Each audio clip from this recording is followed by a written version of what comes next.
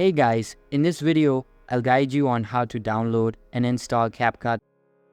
Alright, so let's begin with the video. To install the CapCut app on your Android device, start by opening the Google Play Store. At the top of the screen, tap on the search icon and type CapCut into the search bar. You should see the CapCut app appear in the search results. Once you find the app, tap on it to open its details page. There, you will see an Install button.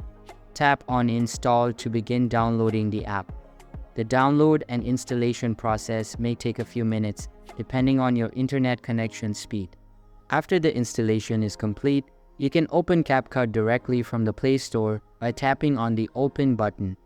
Alternatively, you can find it on your device's home screen or in the app drawer. From there, you can start using CapCut to create and edit videos right away. So that's basically how to download and install CapCut for PC Mac. So that's all for this video. If you find it helpful, consider subscribing and giving this big thumbs up, and I'll catch you in the next one. Thanks.